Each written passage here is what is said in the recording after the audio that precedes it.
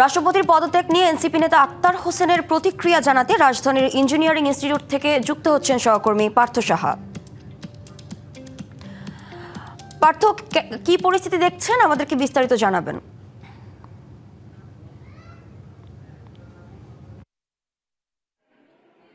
মিম, জানেন এনসিপি অর্থাৎ জাতীয় নাগরিক পার্টি তারা কিন্তু শুরু থেকেই এই যে রাষ্ট্রপতি মোহাম্মদ শাহাবুদ্দিন তার পদত্যাগের দাবিতে কিন্তু তারা রাজপথে সরব ছিল। কিছু সময় আগে রাষ্ট্রপতি তিনি শারীরিক অসুস্থতার কথা বলে পদত্যাগের পত্র জমা দিয়েছেন। সেই বিষয়ে আসলে তাৎক্ষণিক প্রতিক্রিয়া জানতে আমরা এই মুহূর্তে যুক্ত হব। এনসিপির সদস্য সচিব তিনি আমাদের সঙ্গে রয়েছেন। এই যে শাহাবুদ্দিনের যে পদত্যাগের যে বিষয়টা, সেটা নিয়ে আপনারা শুরু থেকেই তৎপর ছিলেন। তিনি পদত্যাগ করেছেন অসুস্থতার কথা বলে, বিষয়টি কিভাবে নিচ্ছেন আপনারা এনসিপি? শাহাবুদ্দিন চুপ্পু তিনি রাষ্ট্রপতি পদে আসীন থাকতে পারেন না। তিনি রাষ্ট্রপতি হিসেবে তার যে শপথ সেটা অনেক আগেই ভঙ্গ করেছেন এবং রাষ্ট্রপতি পদে থাকার তার কোনো যোগ্যতাই নেই। আমরা তাকে রাষ্ট্রপতি পদ থেকে সরিয়ে দেওয়ার জন্য অনেক আগে থেকেই আমরা আন্দোলন সংগ্রাম করেছি। বিশেষত ইন্টারিমের সময়টাতে আমরা যখন জাতীয় নাগরিক কমিটির ব্যানারে কাজ করতাম, সেই সময়টাতে বৈষম্যবিরোধী ছাত্র আন্দোলন সকলে মিলে আমরা রাষ্ট্রপতি হিসেবে শাহাবুদ্দিন চুপ্পুর অপসারণের দাবিতে আমরা তখন আন্দোলন সংগ্রাম করেছি।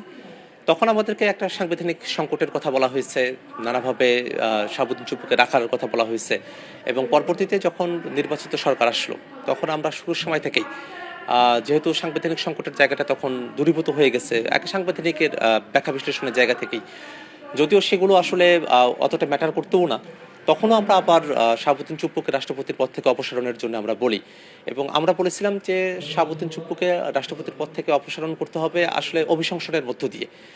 এখন আজকে তিনি পদত্যাগ করলেন, এই পদত্যাগের মধ্য দিয়ে না, অভিশংসনের মধ্য দিয়ে রাষ্ট্রপতির পদ থেকে শাহাবুদ্দিনকে সরিয়ে দেওয়া, সেটাই সব থেকে সঠিক এবং বিবেচনা প্রসূত সিদ্ধান্ত হতে পারত। বাংলা কিউআর যেখানে নগদ পেমেন্ট সেখানে। সারা দেশে 10 লাখেরও বেশি মার্চেন্টে নগদে পেমেন্ট করুন খুব সহজে।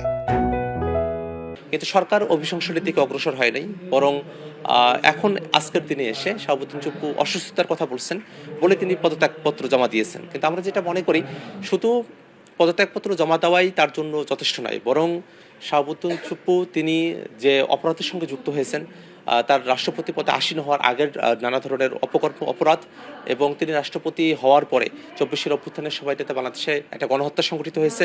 সেই গণহত্যার কুশীলব যারা, তাদের সাথে তার সম্পর্ক এবং সেই গণহত্যায় তার সেই কুশীলবদেরকে পার্টিসিপেট করানো এবং সব কিছু মিলিয়ে পরবর্তীতে তিনি এই কথাও বলেছেন যে শেখ হাসিনা তার কাছে পদত্যাগপত্র জমা দিয়েছেন, কিন্তু পরবর্তীতে আবার সংবাদদের কাছে তিনি এটা বলেছেন যে আসলে শেখ হাসিনা তার কাছে কোনো পদত্যাগপত্র তার কাছে নাই।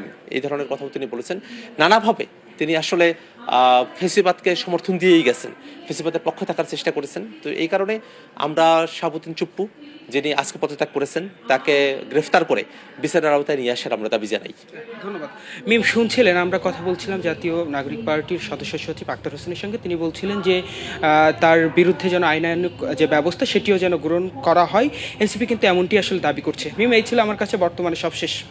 পার্থ, আপনাকে ধন্যবাদ।